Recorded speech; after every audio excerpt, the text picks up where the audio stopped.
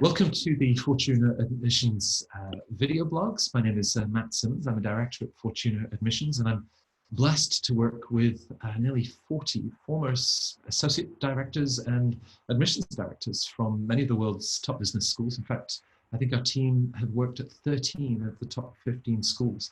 I'm joined today by Julie Ferguson, who was a senior associate director at Chicago Booth.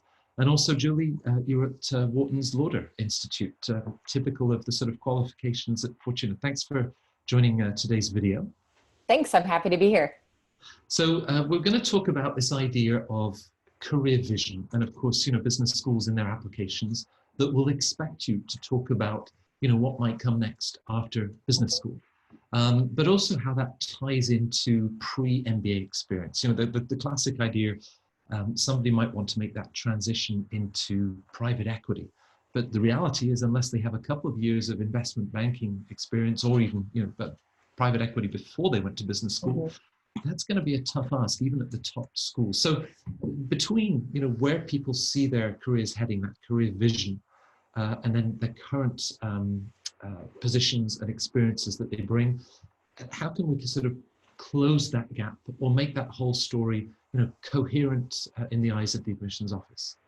Yeah, I think one of the most important things that you have to do as a potential MBA student is take a step back and really spend a little bit of time evaluating what your goals are with pursuing the MBA. And for, a lot of people, that's going to be, well, I'm not sure. That's why I want an MBA, is to kind of see where it can take me. But truthfully, when it comes to your application and what you're presenting to the admissions committee, you have to be a lot more concise than, I don't know, let's see where it takes me. You guys are gonna, do something for me, right? You have to be really specific about what you envision after the MBA. Now, whether or not that actually happens is irrelevant, because over the course of the 2-year program, things will inevitably change and your course will change. But coming into the process of the application, you really want to be able to provide the admissions committee with a vision for what you see as your potential after the MBA.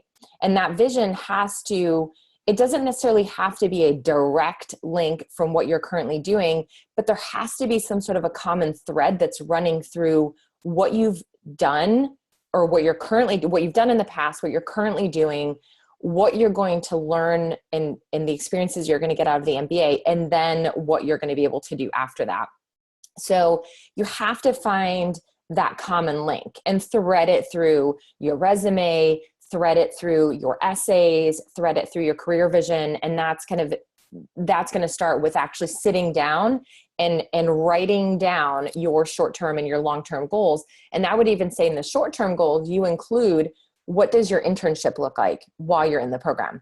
How are you going to take advantage of the resources and the access that you would have while you're in the program to continue to sort of build that resume and build your credibility into being able to move into something that may be a little bit may seem a little off kilter at first, but if you can connect the dots and make it very clear how those dots connect pre-MBA and post-MBA, it'll make your career vision a lot more realistic for the admissions committee. And presumably also, you worked at Chicago Booth, that is looks at academic rigor in your background. Obviously, there can be a very strong quant component. There's the wonderful program for leadership development, and how that particular school, whether it's Booth, whether it's Wharton, whether it's any of these top schools, will then help you to make that sort of transition, right? So as you sort of laid out some of the background and experience that you have, also then tying that together with the culture, perhaps some of the core strengths and specializations of the school. Absolutely. So this goes back a little bit to doing your research about what the program is about and what that school offers. So if you're laying out a career vision that puts you in a position to run a nonprofit company, but the school that you are looking at and trying to sell yourself to really doesn't have any part of their curriculum that would help you get to that, maybe they don't have a leadership component. I mean, most MBA programs do have a leadership component, but some MBA programs have stronger components than others when it comes to that. Impact investing programs or courses. Are there faculty members doing research in the area that you're interested in? These are all things that you're going to want to understand about the school before putting forth your application, to really demonstrate to the school that you understand why that school is such a good fit for your career vision that you have for yourself.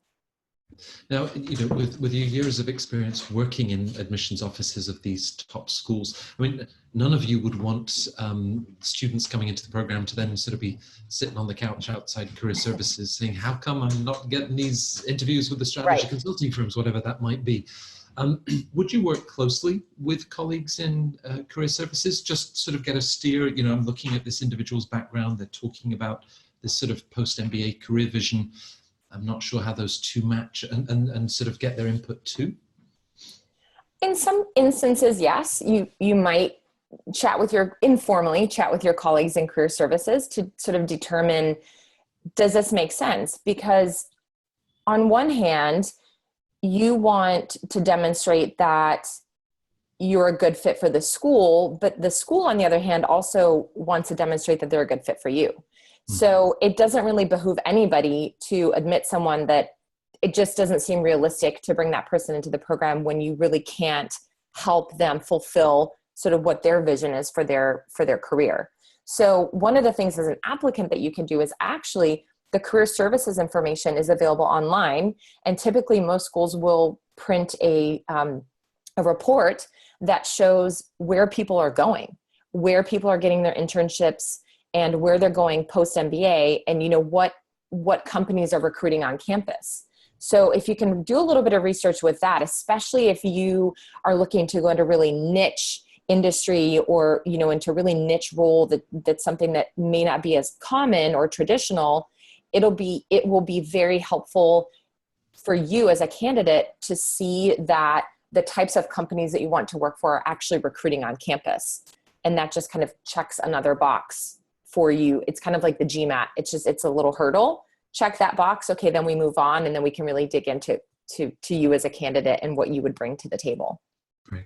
A final question, because of course you work with applicants, it's very, very different profiles, holding up a mirror and encouraging that sort of introspection and self-reflection that is involved in putting together a very thoughtful application.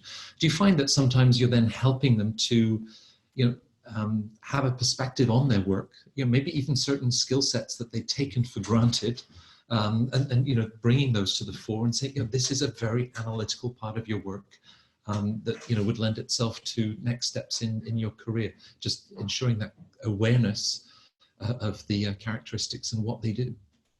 Yeah, and that's such a great point, because I think one of the things that we do really well at Fortuna is help people find those bits and pieces of information in their background that they may not necessarily think are very interesting or applicable to applying to an MBA program, but we know better, right? From having been on the back end of things, that those are actually some of those pieces of information are the things that the admissions committee wants to know about. So I think that it's important to look at your background as a candidate and not just go for sort of the obvious stuff, but really take a step back and think about what you've done thus far, what's been really interesting, what projects at work or even what personal development sort of activities have you participated in that have helped you not only succeed in where you are at work, but also brought you to this point where you've decided that applying for an MBA program is the right step, and it's the only step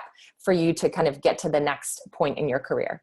So it's really important to hold up that mirror and kind of like a Stuart Smalley on SNL. I'm going way back. I'm showing my age here, but I am good enough. I am smart enough, and gosh darn it, the admissions committee will like me. Well, as a high school student, I don't know if you were preparing your Oscar acceptance speech, but we're delighted that your career has brought us in our direction and working with Fortuna. Thanks very much for sharing those perspectives on how career vision and where people currently are, and how we can help them to really identify certain areas that they might have overlooked. This is one of a series of Fortuna Admissions video blogs. We cover just about every dimension of applying to business school. And we hope that you enjoyed this session and, of course, many of the other sessions that we've recorded with Julie and other colleagues. So, Julie, thanks for joining us for today's session. Well, it's great to be here. Thanks, Matt.